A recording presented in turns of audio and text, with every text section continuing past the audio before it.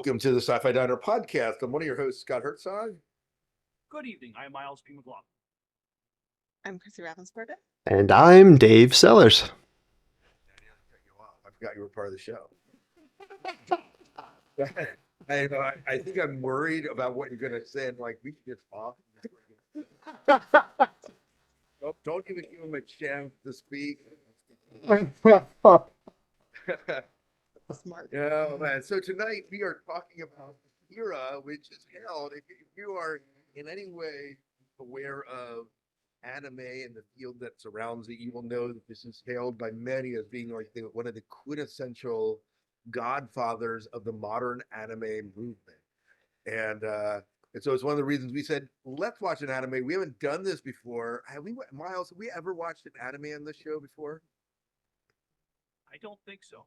I think the closest that we got was watching the what was it called? The Matrix, the mini episodes they released. Oh, yeah, the Animatrix. Yeah, the Animatrix. That was probably the closest we got because some of those were done in the anime style, but it wasn't like true anime movie style. Miles' first anime. Please tell me it is. Yeah, it's his. We broke his virginity in this. It's mine, I'll tell you that.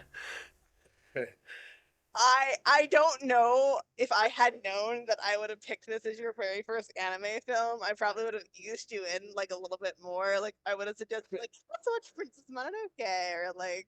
Oh yeah, absolutely. Just going right for. Yeah, go for the juggler, and then maybe in a year we might do another. See. I have a question, Chrissy. I mean, when we talk what is anime, I was watching Japanese animation cartoons back in the 70s and 80s. I don't know if that counts as anime. So, And yeah, it does. I mean, and you watched Battleship Yamato and all that's anime, right? Yeah, yeah. I was watching that. There was a couple other ones that were popular 70s. Okay. So you got to watch some of the good ones. Good job. Now leave me as the nerd who got his cherry popped with this one, huh? All right. I mean, You cigarette, Dave? No, that's why I have a beer. I mean, he needs something to get him through this episode. Ooh. I may have been the co-president of my college's anime club. Of course you were. I may have been the founder of the Matters Hour. Yeah, I know that you were. Something I'm going to talk to myself. Oh yeah. Well, how do we want to get started? We want to do we have a little bit of a short synopsis of it, and then box office moto. We have a little thing there, and so we can maybe we start with a little bit of a synopsis, and then we just go from initial thoughts and kind of work our way from there. One first question. Is it pronounced Akira or Akira?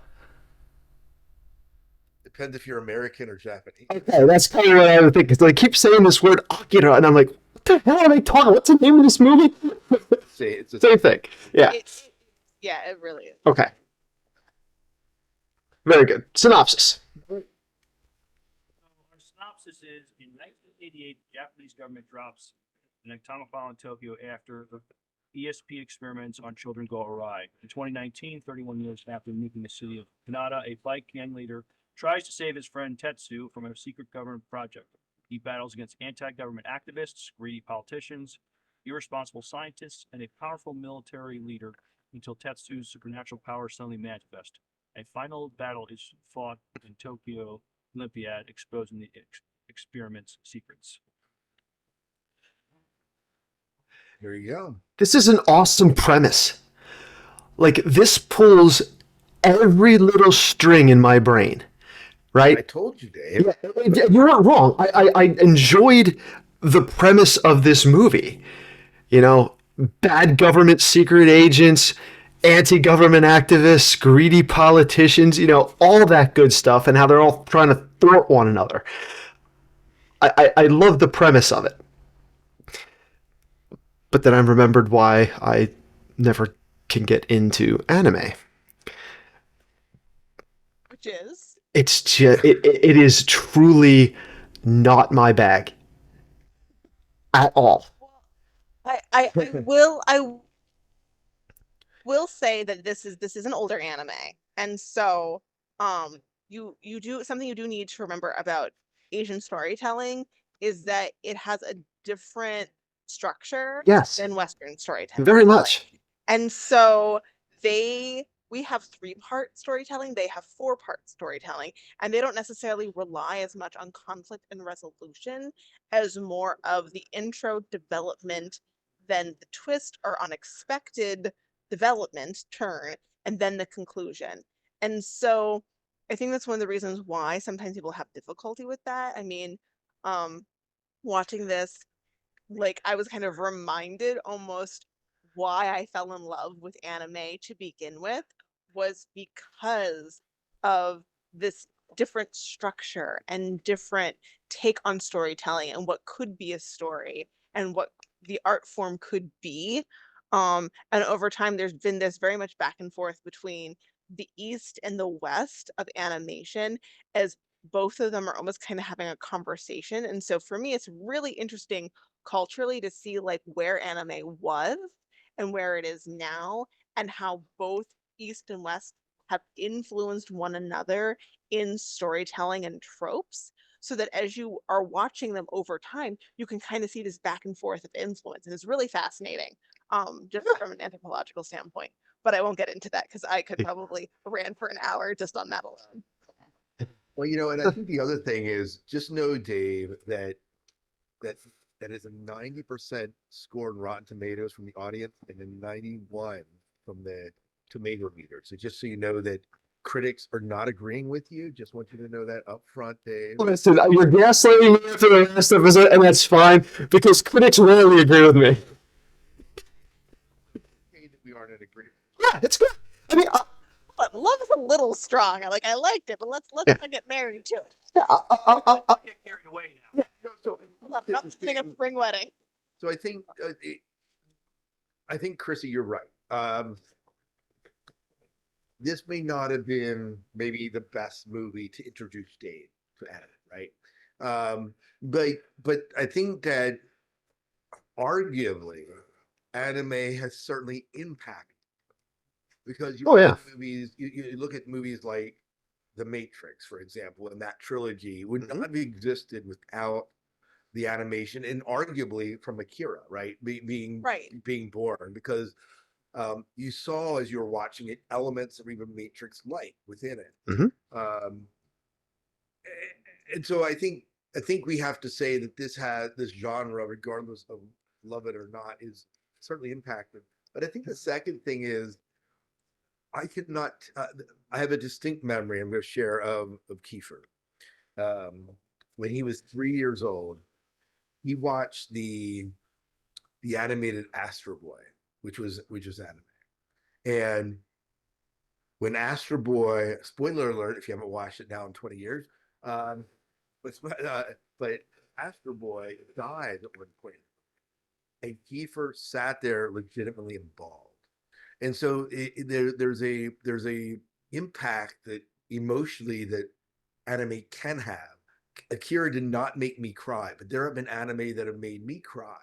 That that like Violet Evergarden. That anime, I watched a series and every single episode You got not crying. no, It's never good. Like it was what it was there was the constant that happened in me and that I said, where's the next anime that does this for me?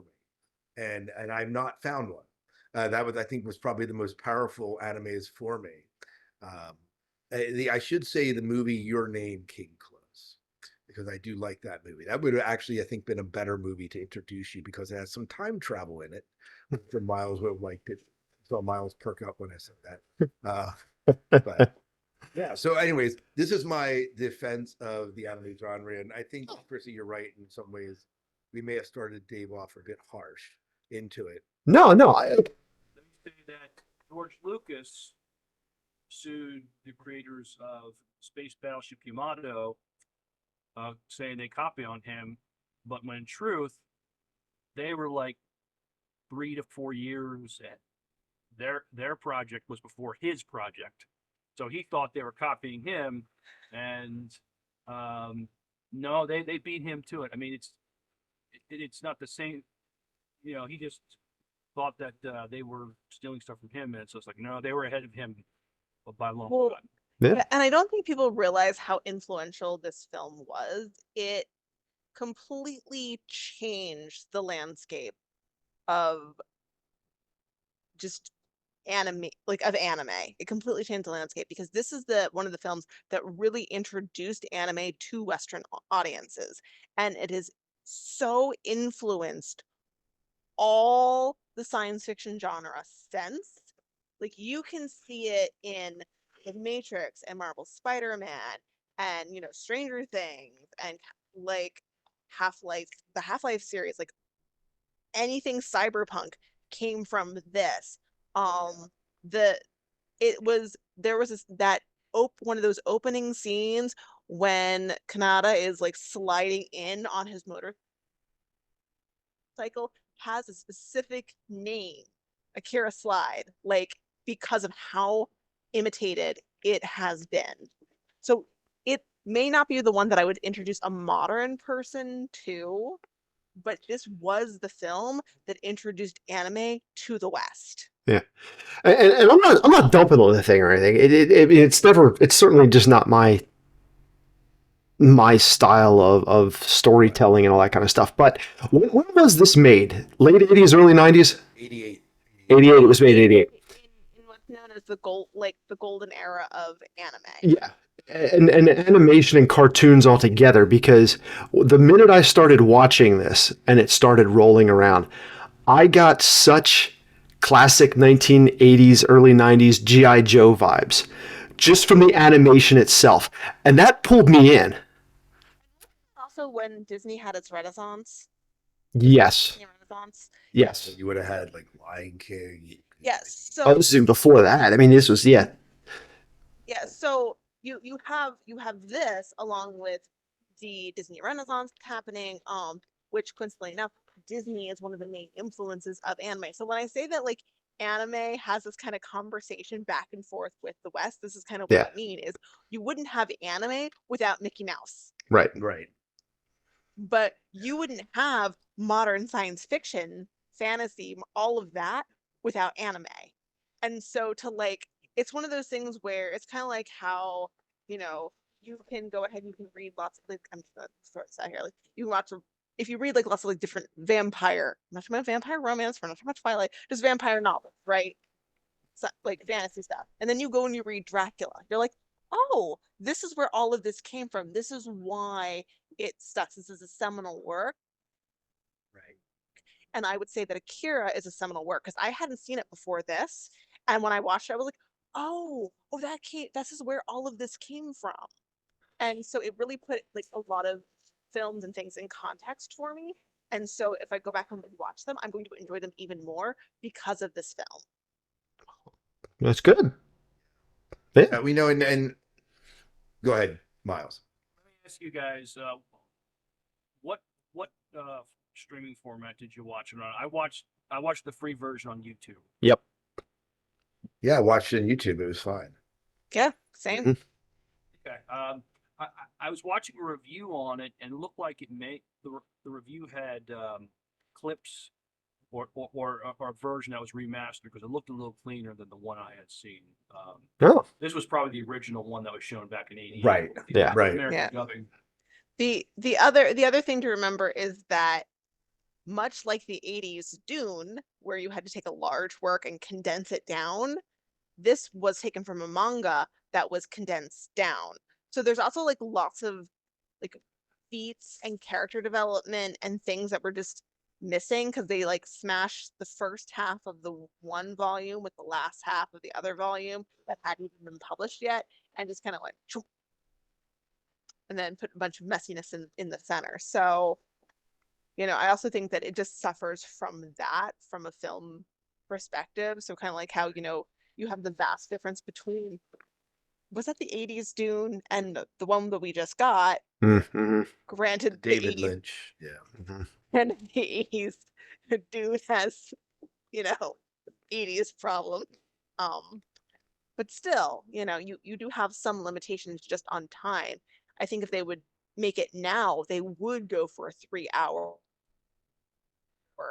film. Although they animate it, like the animation is beautiful. I actually looked up like how many frames, like pictures per second they were doing. It was 12 to 24 per second. That is insane amount of animation went into this film. Yeah. But it's gorgeous. It's such gorgeous animation. I do want that cycle. Oh, What The cycle is iconic. I mean, It is. I do what the cycle, or I knew anything about the movie. Just but I was on the poster for the advertisement was the one character on this very futuristic looking motorcycle. So this is the iconic slide, right? The Akira slide that we were talking about. yes. This picture. What's beautiful about this is that so I was familiar with this, and I don't know that I think I'd watched parts of it, but I forgot. It's been probably 10, 15 years since I watched it. And for some reason, I thought the guy on the cycle was Akira, and nope, not at all. So I'm like waiting for Akira to show up, and it's not. It's more the idea of Akira. You aren't really introduced to until the very end. It's just it's funny because you kind of make that association with the name and the picture. You're like, that's not it at all. No, it's not, but it's a really it's just beautifully rendered, and the detail of the animation, some of it is very grotesque, but it's very beautifully rendered. Like it is art. So what did you, Dave? I mentioned to you this morning. This has Blade Runner. Yeah. It's been a long while since I've watched Blade Runner. That's another one that's got to get back up on my list again. But I did pick up just some of the hints of like the dark, shadowy kind of, I don't want to say underworld, but that kind of vibe with it. Yeah, I could definitely see where you're coming from with that one. And They're both considered seminal works of the cyberpunk yeah, genre. yeah. And this is definitely cyberpunk. Oh yeah. Like this is one of the grandfathers of cyberpunk. See, you guys talk these kind of terms, and again, I'm not sure exactly what you mean by cyberpunk. Dave, did you? I know you probably did, but you're familiar with the video game Cyberpunk 20, whatever. Yes, yes. Yeah, I mean, you're talking about. I mean, that game is basically built on the framework of Neuromancer, Akira, and other and like Blade Runner. I mean, these sorts of a futuristic society that's a bit dystopian. Okay. People are either plugged in or you're messing with cyber implants of some sort. Okay. And we don't get it. They're doing that through drugs and Akira to some degree. Yeah. Yeah, and it's usually asking the question of, where is technology taking us? How far should we go with it? And what are the consequences of it? And so in some ways, we have to remember, this was produced in the 80s from a manga written in like early 80s through late 80s. And so you're only talking 40 years, like someone who grew up in the shadow of 2 atomic bombs having been dropped on their country.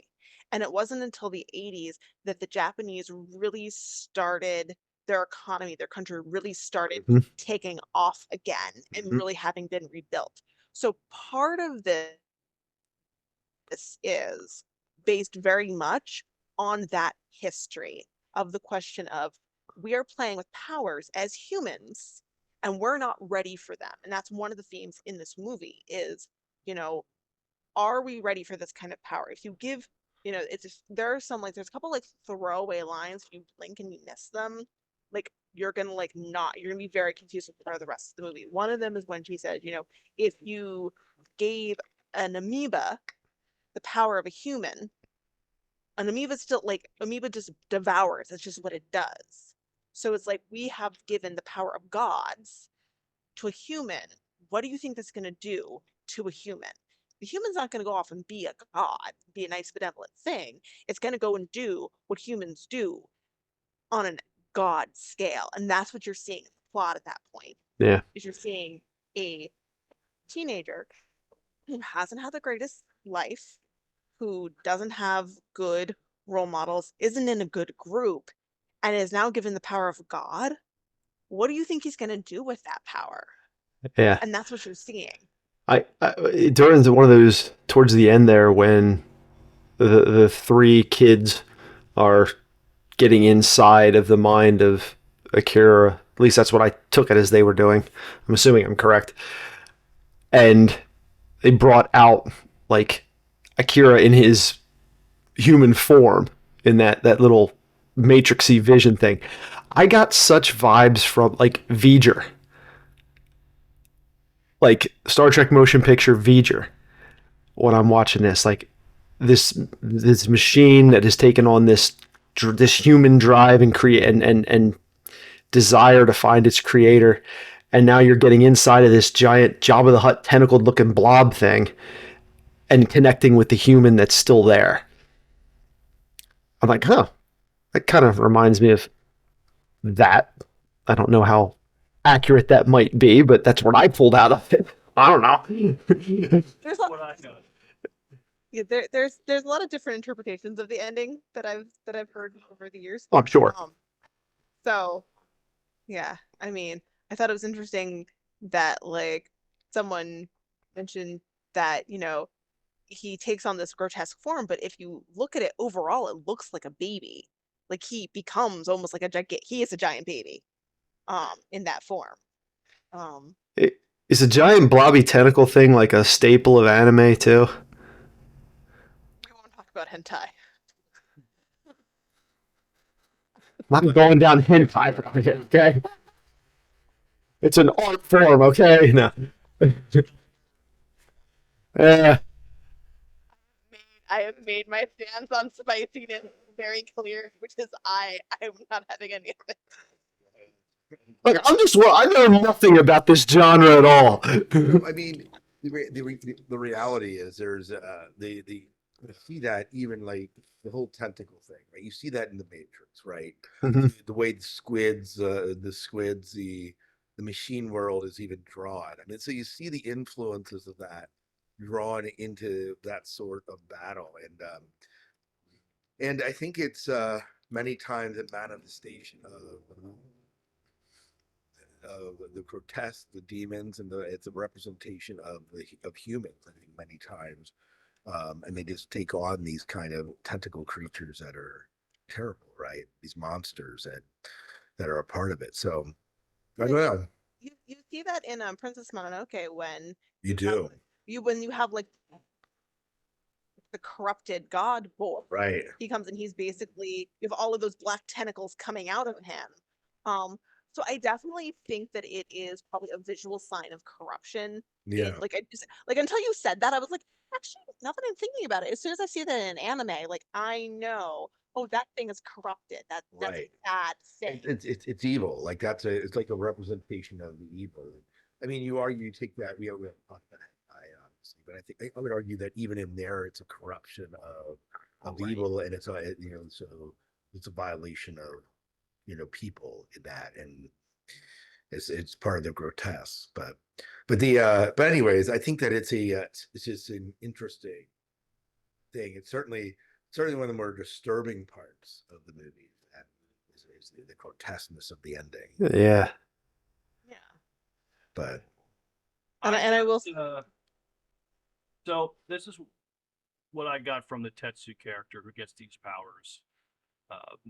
I drew a parallel from the Star Trek episode where No Man Has Gone Before, where Gary Mitchell with godlike powers, and because he's a flawed person, he kind of believes his own hype, and he becomes the powers corrupt him. They don't make him a better person. And I thought that I saw the Tetsu character. This is a teenage kid who he lives with a biker gang. He has had not a lot of breaks in life, and so these powers and abilities don't elevate him. They bring out the worst in him. So I got like the, about absolute power corrupting absolutely. Now you're talking my language. Yes. Yes. Yeah. Definitely. And you see that through like in the orphanage when he's beat up and when he's like taken advantage of. There's a sense where he's given the power to finally do something about it, and he's a product of the world that he's living in, the and even scorning the fact that he needed help from his, you know, older, you know, adopted brother in a sense. But Yeah. The difference there between him and the Gary Mitchell character from Star Trek is Gary Mitchell died with his own hubris and his own arrogance trying to fight, and this guy seemed to be like scared at the end. Like he lost control entirely. He had no idea what was going on, begging for help. That he didn't know what was the monster was separating itself from him at a certain point. Yeah, and it was sad for the character. It's where you really get that empathy for that character at that point. At least, Well, yeah, and even his friend Nada, you saw like a conflict. On one hand, he wanted to help his friend, on the other hand, he wanted to fight his friend. But in the end, he chose that empathy, that compassionate response, because this is someone who did kill his other friend, like who's wrecking all of this destruction on the city. But then it's almost like he chooses the compassionate route of, I'm gonna put myself in danger. I'm gonna reach out to my friend who's hurting and who committed these heinous acts, and it may have not even been entirely him. Mhm. Um, so I definitely think that that is an interesting. And then for the kids to look at Kaneda and say, even though like this wasn't his fault, we're gonna step and we're gonna help too. Which I thought was interesting because I don't think that you would have seen that plot point in a Western film.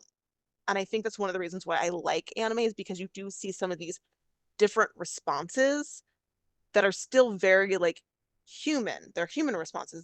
They're honest responses that aren't necessarily always depicted in Western stories. And I think that's one of the reasons why I really like anime, is because it showcases different parts of humanity from a cultural and valuable standpoint that we don't always necessarily do. And I think it's important for us to have those other stories come into our culture and show us like, hey, this is a value too that you guys should warrant. It's not just I hero, you bad, bang on head with stick, um, which can be like, a lot of Western stories. yeah, yeah. interesting. Interesting. So Miles, I know you made the comment. I'm gonna put you in the spot here. You mentioned that it was like a drug trip, or explaining it in the chat the one moment. Just wanted to know, like, so Don't do drugs, kids. yeah, don't do drugs. But Miles, I guess I'm wondering, you didn't come in like we're talking with Dave here. This is kind of a new anime, even though he's watched stuff that's been influenced. It's kind of a new thing. But you obviously had a little bit more experience with the 70s and 80s anime coming into this. Uh, First time watching the movie, I mean, how did it feel to you? What was maybe different than what you had seen in maybe other anime before? Just looking for some thoughts here. So this is not the first time I saw this movie. I saw this movie probably 20 some years ago at a friend's Okay. house. I forgot, He's still confused. Yeah, I'm still, he's close. yeah, I haven't learned much since then, but Were you drinking at the friend's house? That's why I needed no, so, that. Unfortunately, right? No. well, I will say this. I really didn't get it the first time I saw it. I think I got it a little more. It's just the tone of this movie is just over the top. I mean, everybody is just a little bit over the top in this movie. The biker gangs are over the top. the the the the military and the government. It's just there's just a level of over the top seems to be the best way to describe it. And this is there's other animes that are a little more, at least tonally, are a little more grounded, a little more down to earth, and I think they're trying. This was stylistic in how some of the dialogue was. I mean, this is not how people talk. I mean, so maybe also for the rating too. It's just the way they talk to each other just seemed a little silly at times. But I think that might have been a choice. If not a translation. Stylistic with this movie. Yeah, maybe. Chrissy, as you want to talk, before you go on, I want to hear what you have to say. But I think it's interesting that you point that out because I agree. I think that we look at it from certainly modern eyes, look at it, the anime is like way over the top. But I also have watched enough to know that when you get into some of the early anime, this is the way it was done. And so, do you want to talk a little bit about that, Chrissy? And then Miles will come back to you. So you also have to remember that you were watching a dubbed version, not, and so some of it has to do with early dubbing from Japanese to English. I think that's one of the reasons why I tended to like watching things in the original Japanese and having subtitles because a lot of the early dubbing wasn't great and it was this over the top thing. Because you also have to remember, not only are you dubbing something, you're trying to like translating something in English, you're trying to get it to match the movements of people's lips a little bit better, the timing of the lips, and also like you have people, what's those things called? Where it's like cultural experts where they're like, okay, so this is how people do it over here. And so this is like the terminology that we have to use, and this is kind of like the way that we have to do it. And so I did notice a lot of like exaggeration in That's what I was the saying. in the dubbing that Yeah, absolutely. and you also have to like in Japanese theater, you do have a lot of this over exaggeration of um words and verbal communication. So it also comes out of their like theater um tradition where they would have these over exaggerations and like that's why you have them like sometimes weeping uncontrollably like for weird reasons and you're like what is this? It's a holdover from their theater um and how they would do productions and so that kind of got baked into anime and their movies. That makes sense. If there's a catharsis in that, because you tend to look at people from Asia as being fairly not as emotional, perhaps. And I wonder if comes out then as an extension of the theater that they just it's over exaggerated maybe because of that. And maybe I'm making a presumption all the way. Well, it's actually probably more because when you have to perform, it's kind of like how theater actors tend to be a little bit more like when you go to a live play, they are much more exaggerated with their voices and their movement and everything else because they're playing in front of an audience who's not like this close to a screen, or watching it on a huge screen. So in order to convey what a character is thinking or feeling or, you know, how they're interacting with one another, you have to have these big exaggerated like motions and voices. And so when you then trying to translate that onto a small screen, it can get kind of weird. Right. And so at that time, they hadn't quite gotten to that point. And now some of what happens in anime is like, well, that's just, these core tenets of what anime is. And even though they all agree that it's silly and ridiculous, well, that's just anime. And what's interesting is at this time when it was done, anime hadn't been like truly codified and solidified into what it was versus what it was not. You didn't have this otaku culture. So you had a lot more experimentation going on at this time. This may be my favorite time period of anime. Miles, I know we cut you off here. I want to sharing your thoughts. Well, Chrissy kind of explained, they're the the dubbing from the '80s and the and that wasn't the best, but also that maybe Plus, it was the '80s. It was the '80s. Everything was big, big hair, big colors, everything. Anyways, one of the characters wearing a Michael Jackson jacket. I know. Come on. Well, and sometimes I kind of felt like there were some things that like the one character, I think it was the military guy, said, and I was just like, I was trying to think of like what actor he was like emulating, and I was like, seems like a very '80s like action figure, like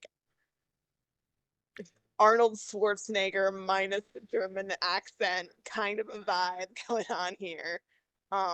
It's a great time to be alive, kids. Just a great time. Anyways, Miles, go ahead. I'm glad Chrissy's here to help Mm-hmm. and guide us in everything that's going on with this movie and anime in general. Another thing I would say, when the animators were asked to do something graphic, like somebody getting shot up, it seemed like they took great joy in that because I mean, blood spraying. Oh yeah. The girl being crushed in the creature. Oh, they ripped that guy up in the beginning when he was running with that little blue kid. Oh, and they just shot him in the street there. They tore him apart. Wanted to really show off their skills when those scenes needed. I I was mean, impressed. I was impressed. anime is known for a grotesque amount of blood. Like for these we were like, where is all this blood coming from? And then you watch like Full Metal Alchemist Brotherhood, and then you go to that like hell zone where they have all the blood, and the whole joke at the club was, oh, that's where all the blood from all the animes come from, because it's just this hell thing. See, Scott gets the joke. It's they're yeah, they're two have to be there. The amount of blood that comes out in a person in an anime is totally realistic because you definitely contain that much blood within. Have you ever gotten a paper cut? Like there's a way, like and it just keeps going, and you're like, am I dying? What happened? Like a blood fluid? And it's spurting out like that. I know. It's like you're like, look, stop. What am I? Why? 1 month. Ugh. So I Mhm. guess, oh, go ahead. Oh, I lost my thought. I ADHD. It's fine. Yeah, that's fine.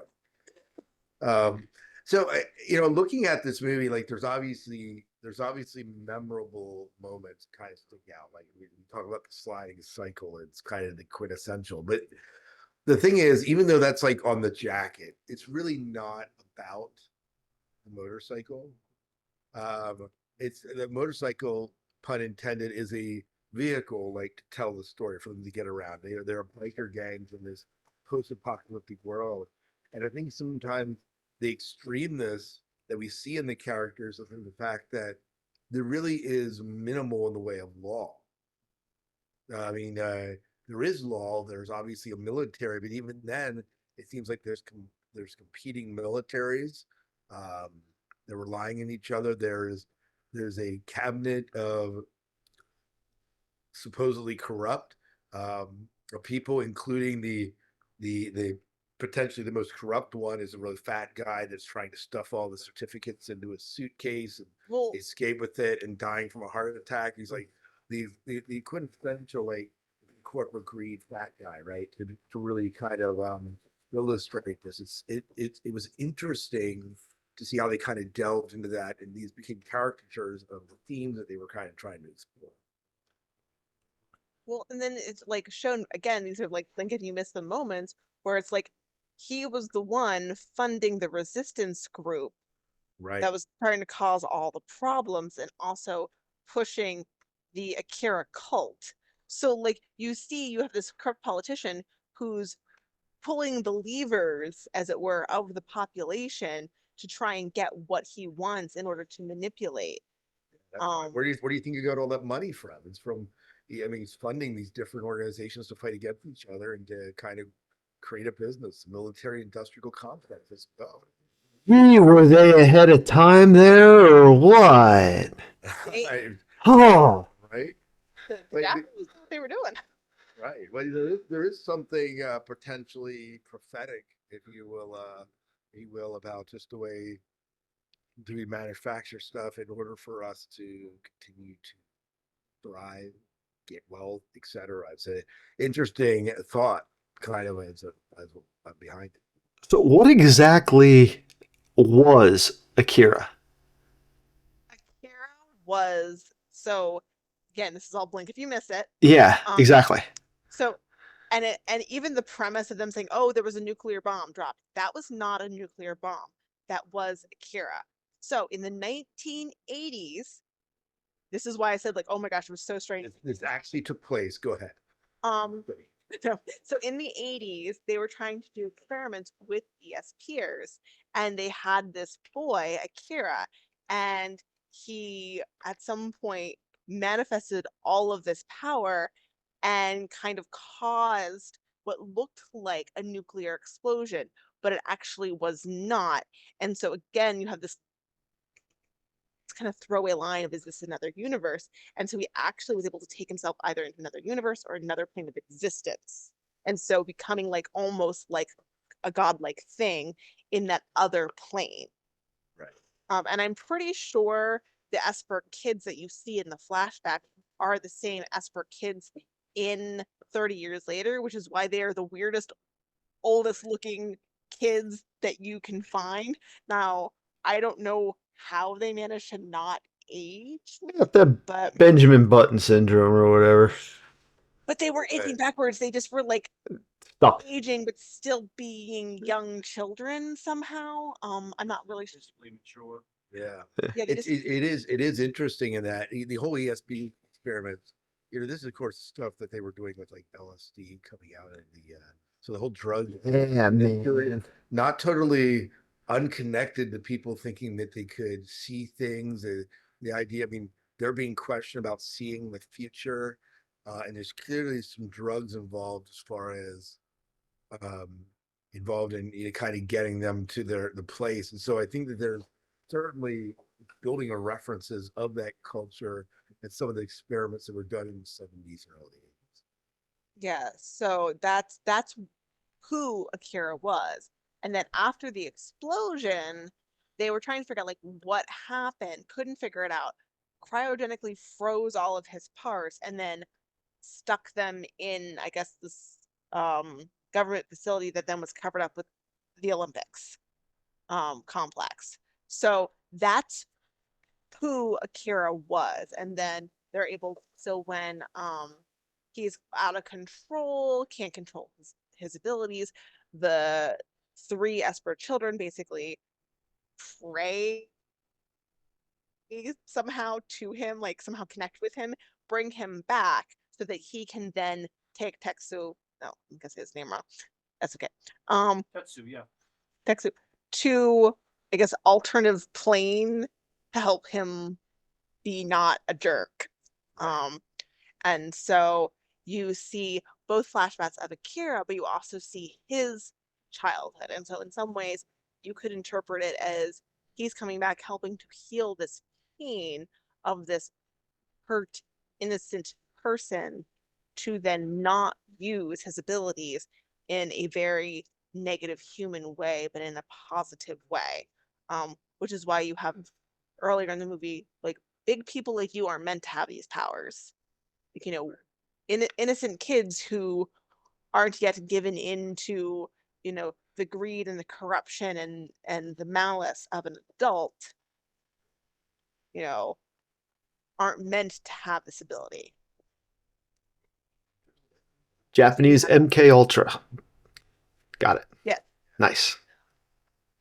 Yeah, it does play with a very interesting view of humanity and power and goodness. And I think the other thing that I took from it is it's clear that even though is it Tetsuo or the guy that changes and becomes a monster in the end, that there's something in there that is very the three young kids and even arguably his friend, um, his adopted brother, you might argue.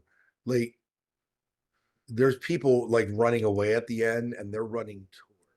There's this belief in that no one is that far gone that there's not some redemption in them.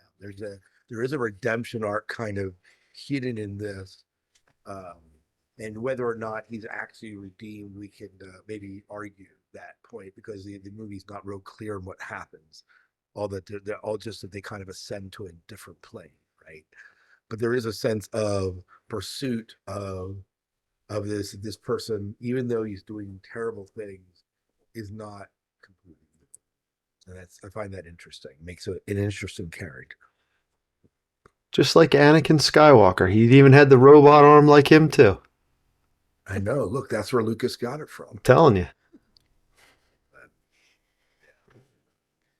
Yeah. Well, so let's get into. We did. I mean, we talked to like just in a general sense. Are there moments? Or what do you think of like some of the music? You mentioned the animation was fantastic, and I would agree that for '80s, it just.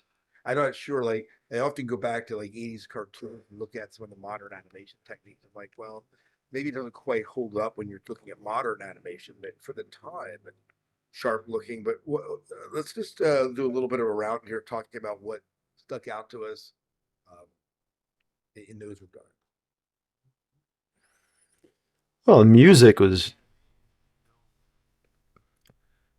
Visually impressive, even though this is 35 years this was made. And this is before they weren't using CGI to make it. It was still, the old-fashioned way. But the detail, I mean, look, we kind of dogged on the more graphic, gruesome stuff, but even that took a lot of uh, uh, skill to make that look as real as it did.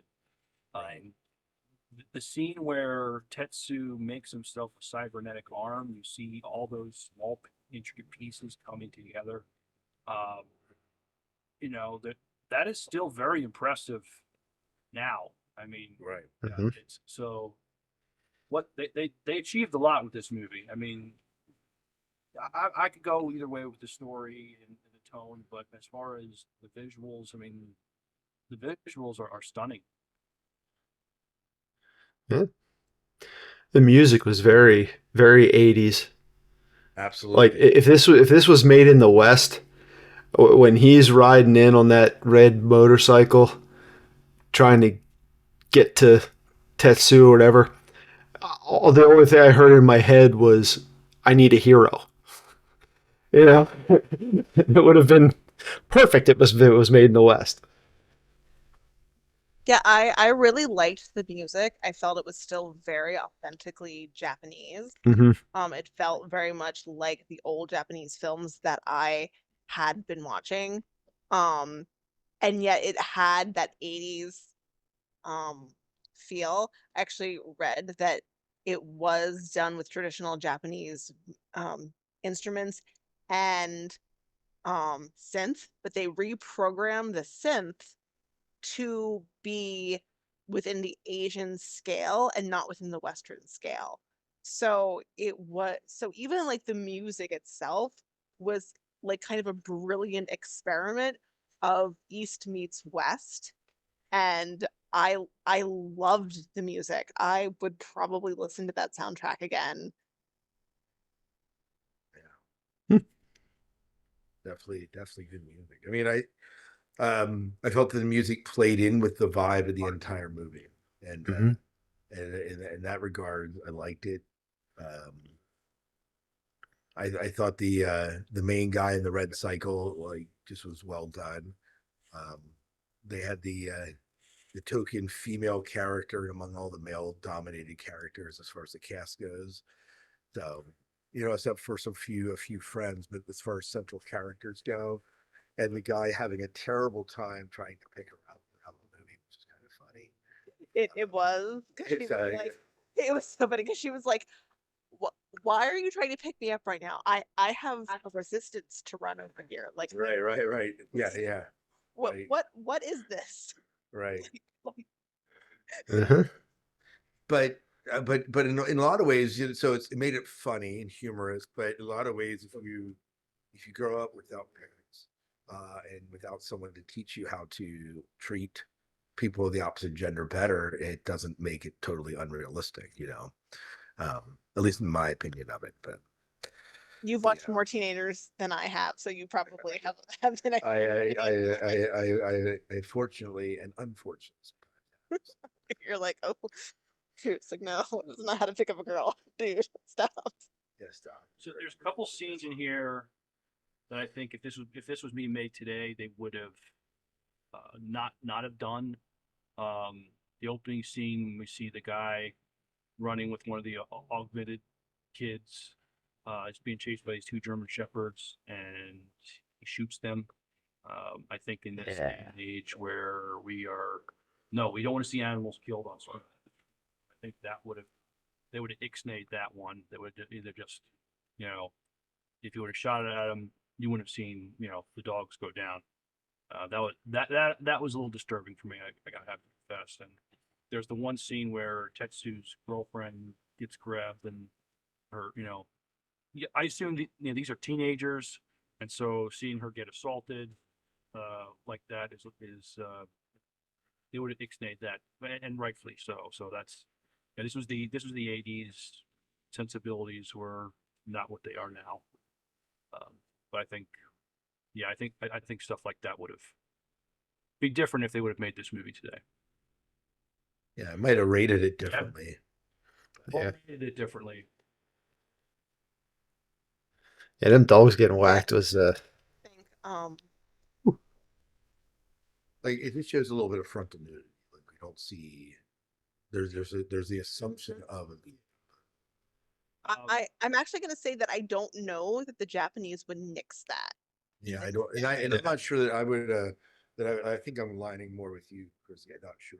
I think in the Western world we might, but I'm not sure that they would. So I think if they would go back and re-release this movie for a Western audience, I think that they would probably cut some of those some of that scene, so that you didn't see her actually have her shirt ripped off with her boobs there. You might see afterwards, like how her shirt kind of goes around, or his shirt goes around her to let you know that happened. But just based on even the modern anime that I've seen, the Japanese, their sensibilities just are not always aligned with ours. They just don't have those kind of hangups that we do. And these are underage kids. Oh, well, so yeah. So, they sell used underwear in vending machines. Rate of cool that's still only now really being called out. Oh, I don't know that it would be yeah. And the ages here, it's a bit ambivalent as to what age these characters are, right? You don't really know. You know that they are old enough to run it. They're yeah, so they're in high school, but even there, we don't know what that means, right? This is a DO. These characters look a little bit older as far as high school students go. Some of them, and I mean, I don't know. Are they in high school? Well, there's a scene in high school. They're a vocational school. Oh yeah, they are in a vocational school. So it could be post. Yeah. Yeah. Yeah, because they're working on engines and stuff. So Huh? it's clear that. oh, well then maybe. It is a little. Well, then it's okay. Oh, it's fine. I mean, if it's a girl on college campus, perfect. No. No, having been a girl on college campus, I would agree that that's not okay. No, it's not okay. Not okay. But yeah, Yeah. Japanese sensibilities just not the same as ours. Dave, what are some of your thoughts here as you watched the movie for the first time? I know you shared some of the questions, but some of the things that maybe stuck out to you.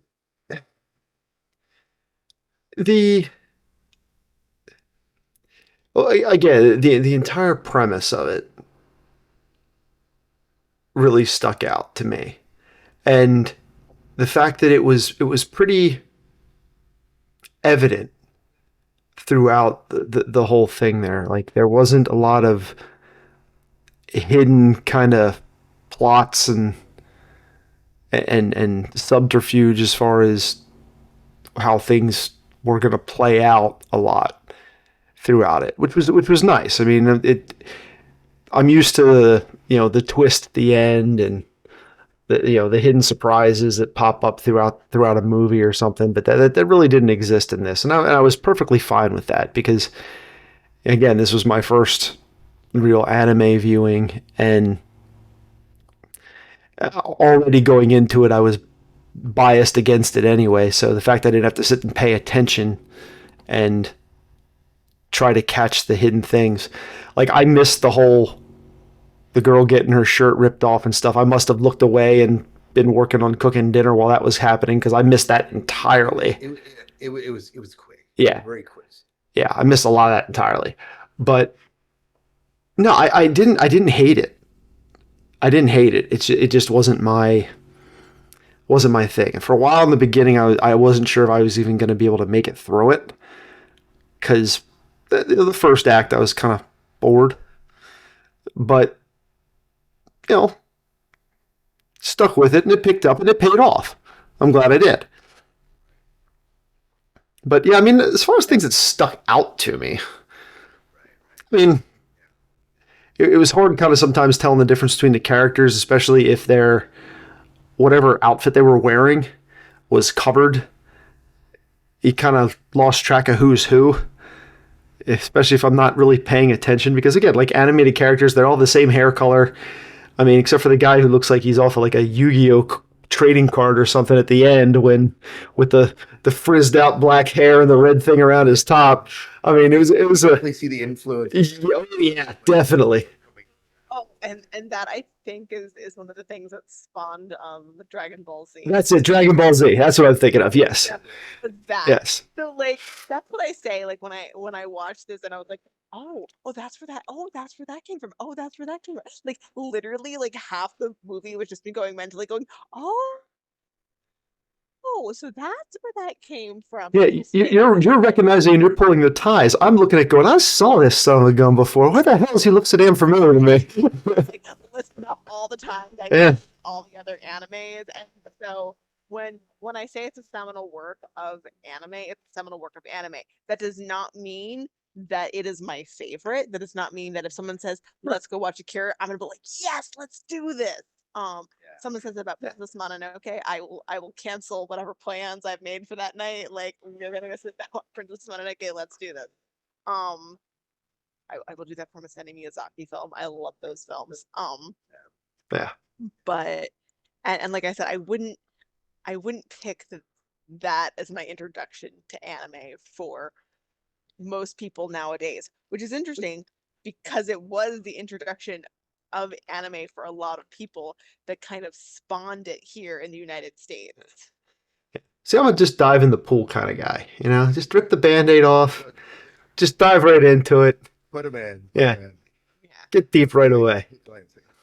Yeah. Well, why don't we roll around? Let's roll through this, and we obviously understand time period and dating, but we often give our movies a rating at the end, and let's see where we're at with this movie. And we'll rate it out of 5, and we'll kind of work our way around the room. So, Chrissy, why don't you go ahead and give us your thoughts and your rating on this? So if I was just like picking it, like if I had like no zero context whatsoever for it, I would probably just give it like a 3. I'm gonna bump it up to more of a 4 just because of how influential it was and is, and so that's why I'm giving it that rating. But as just a regular viewer, I'd be like, it's a decent movie, it's good. So That's Miles, how about you? Um, this is a movie I probably will not be going back to. I acknowledge his contributions, um, but it's not one that I really enjoyed a whole heck of a lot. So I'm gonna give it 2.5. All right, Dave, how about you? I think Chrissy answered it pretty well for me there. I mean, I'll give it a 3. I didn't hate the movie. This genre is just not Not my bag. I would have never watched this movie on my own if we weren't doing it for the show. Um, but I didn't hate it. I like the story. I like the premise, and three is pretty as right down the middle as I can get.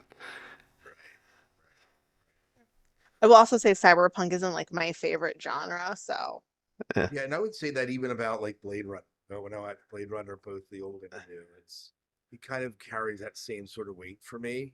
Like the my exception to that rule, of course, it's Matrix. Like that's kind of cyberpunk, right? But I absolutely it's probably one of my if you're a list, what are your top 10 movies of all time you watch? The Matrix one at least would be up there. And it just holds that handle. So like it's not like the entire genre, but typically the dark and grittiness with no hope type of feel sometimes that bothers me.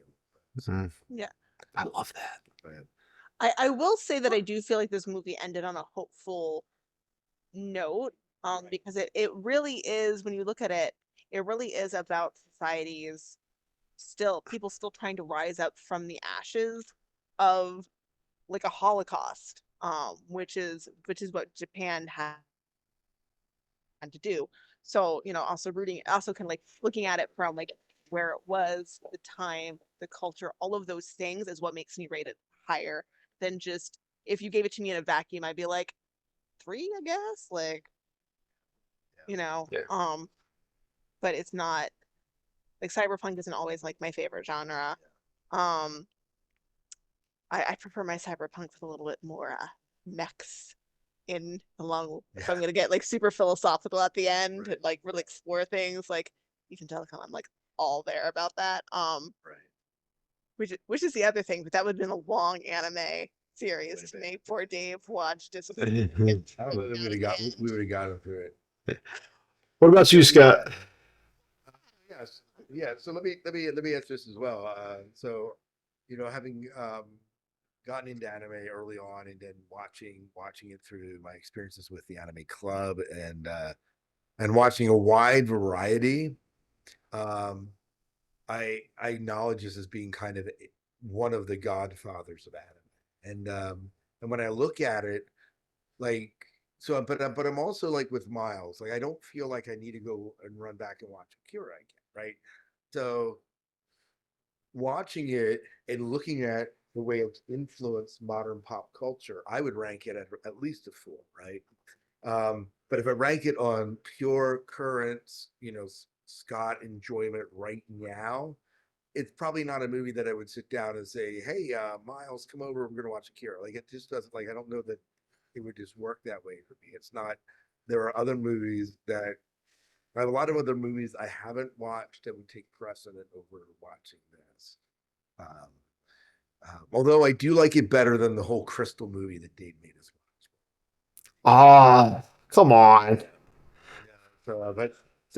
So for me, I would rank it like I would rank it at 4.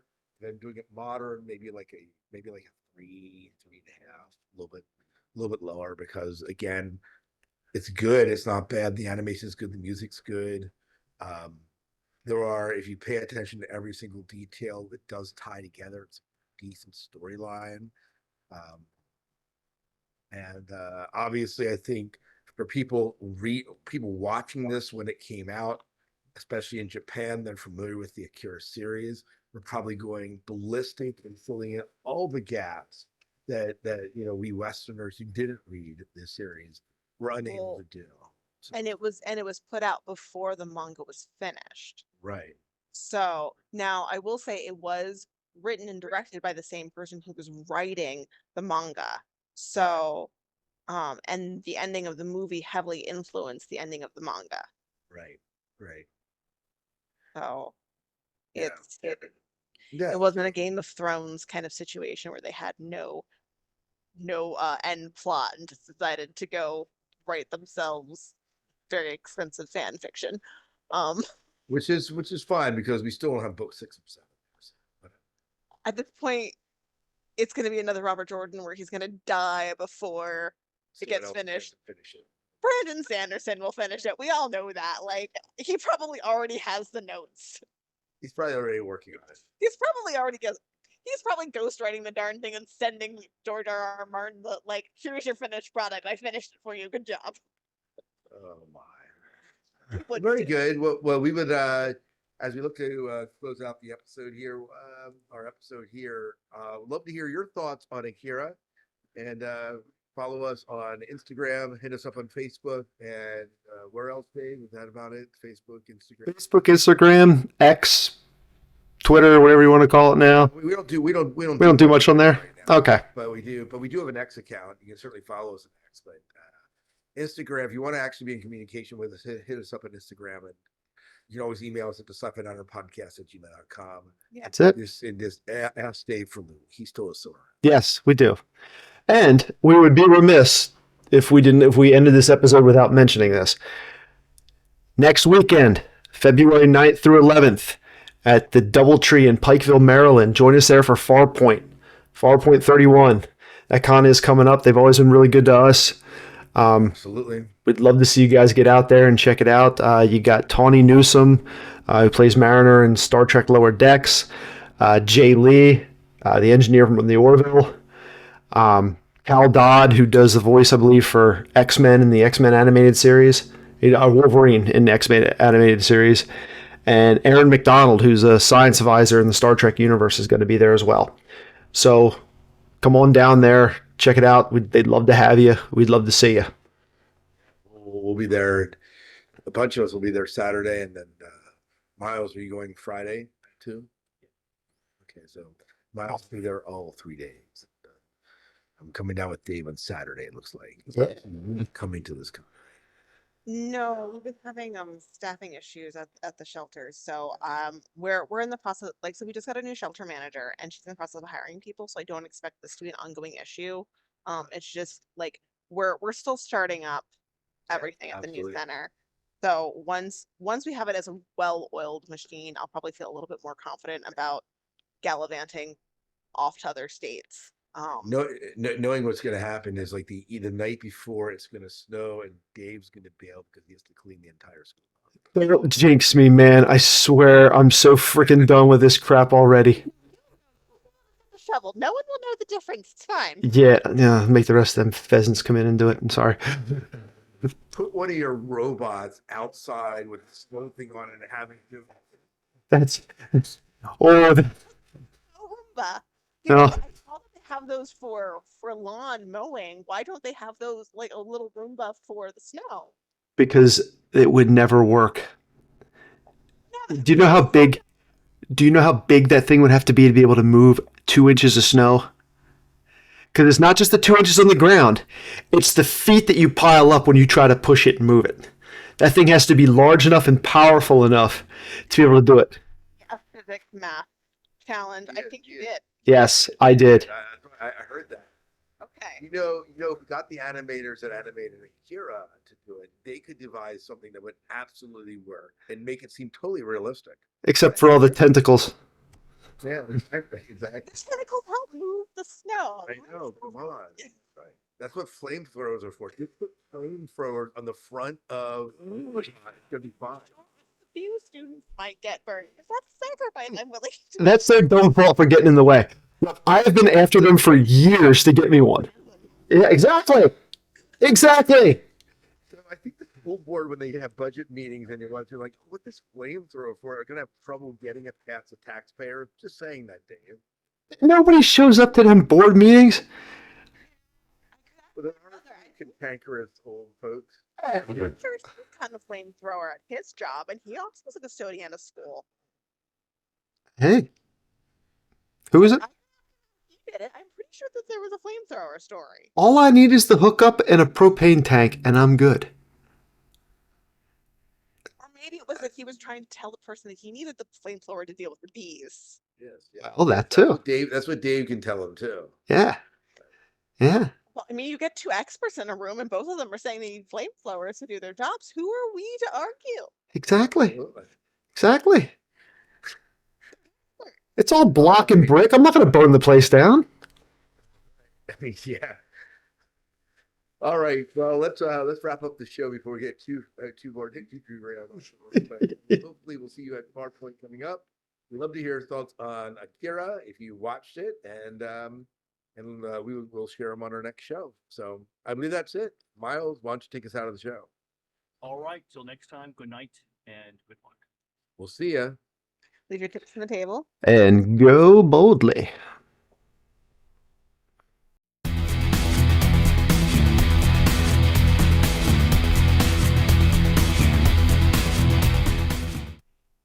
Fantastic.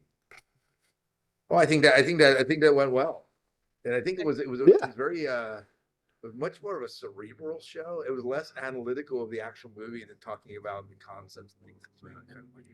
Yeah. Well, I mean, that's kind of what the movie really did, just from a cultural standpoint, is it spawned a lot of things.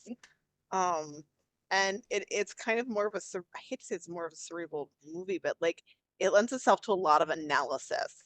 Right. Because like you're not gonna watch it the first time and then be like, I understood everything that I just saw. You're gonna walk out there and go, was I on drugs? Did somebody drug my drink? I feel like I just did acid. I'm not sure what happened.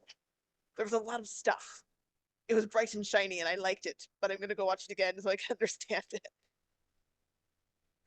Yep. Which is probably why Dave was like, I don't watch him. I don't have to do drugs to understand it. There's anime out there I think you might like that's like more space opera. It's called Lower Decks. I was gonna suggest Space Battleship Yamato, the new one. You might. All right. Where's that at? Is it streaming somewhere? See if it's streaming anywhere. Okay. Yeah, and then drop a link in the show. So we won't make that our next movie we're reviewing, but Thank you. I'm now determined to find an anime that Dave will like. maybe that should be the question on Instagram or on Facebook. Oh. Anime that Dave is going to like. Yes. Make that the mission statement. Next couple of weeks. And then after we go through that, we can put one up there. Anime Dave will like, wrong answers only. Oh yeah. So much hentai. That's why when everyone's like, that's what you were talking about the tentacles. I was like, hentai. Well, listen, you know what they say in hentai? You can't talk about analytics without anal. On that note, folks, I gotta get to bed. All right.